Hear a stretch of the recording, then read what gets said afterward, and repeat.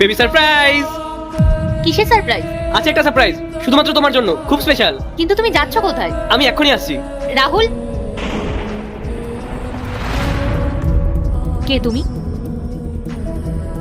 উঠে দাঁড়াও।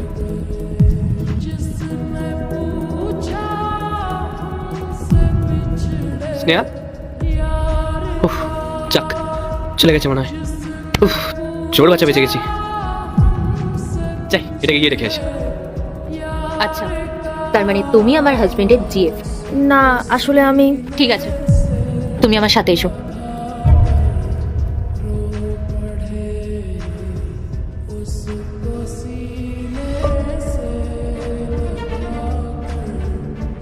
রাহুল, কোথায় গেছিলে তুমি?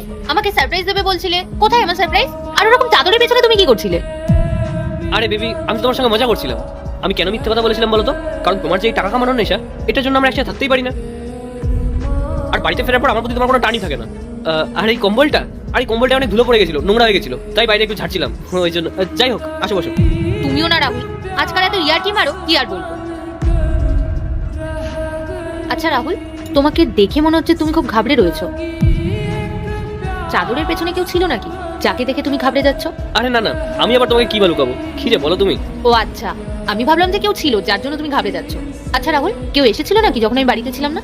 আরে না না, কে আর আসবে? ওই সকালবেলা কাজের লোক এসেছিল, যেমন 8টায় আসে 9টায় চলে যায়। কিন্তু হঠাৎ তুমি এই কথা কেন বলছো? না না, সেরকম কোনো ব্যাপার না, আমি ভাবলাম যে কেউ হয়তো এসেছিল। আরে না না, সেরকম কোনো ব্যাপার না। আসলে আমি একটা নতুন পারফিউম কিনেছিলাম তো, ওটাই ইউজ করেছি। ওটারই ফ্রেগ্রেন্স হয়তো পাচ্ছ, ওই জন্যই নতুন নতুন লাগছে। হ্যাঁ হতে পারে হয়তো। আচ্ছা, তুমি তো আমার সাথে ইয়ার কি মারছিলে, তাহলে হঠাৎ করে এরকম মুডটা খারাপ হয়ে গেল কেন? কোথায়? না তো, আমি তো ঠিকই আছি। আচ্ছা বলছি, শোনো না রাহুল, তোমার জন্য না একটা স্পেশাল সারপ্রাইজ আছে। সারপ্রাইজ? কি সারপ্রাইজ? এক সেকেন্ড দাঁড়াও, একটু এসো তো এদিকে।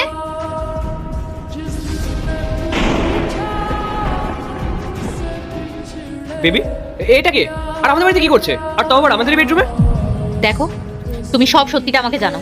একে তুমি আমার অ্যাবসেন্স এই বাড়িতে এসেছো, তার উপর আমার বর তোমাকে চিন্তা অস্বীকার করছে। তাই তুমি যদি সত্যিটা না বলে আমাকে মিথ্যে বলো, তাহলে কিন্তু আমি এক্ষুনি পুলিশ ডাকবো। আরে বেবি, তুমি ওর সঙ্গে এত কেন কথা বলছো? আর ওকেই বা এইসব জিজ্ঞেস করছো কেন? তুমি এক কাজ করো, তুমি না পুলিশকে ডেকেই না। এরপরে কি হয় সেটা দেখার আগে মায়ের কাছে 10 টাকা চাইলে 20 টাকা দেয়, 1 রুটি চাইলে 2টা রুটি দেয়। সেই মাকে যদি ভালোবেসে থাকো তাহলে ভিডিওটিতে লাইক করে চ্যানেলটি সাবস্ক্রাইব করো আর কমেন্টে আই লাভ ইউ মা লিখো। হতেও তো পারে যে ও আমাদের বাড়িতে চুরি করতে এসেছে। পুলিশ আসলে ওরাই চেক করে নেবে। তুমি করো না ফোন। ভেবে দেখো তুমি, আমি কি পুলিশকে ডাকবো? আরে বেবি, তুমি বারবার ওকে কেন জিজ্ঞাসা করছো? তুমি ফোন করে নাও না। আচ্ছা দাঁড়াও, আমি ফোন করছি।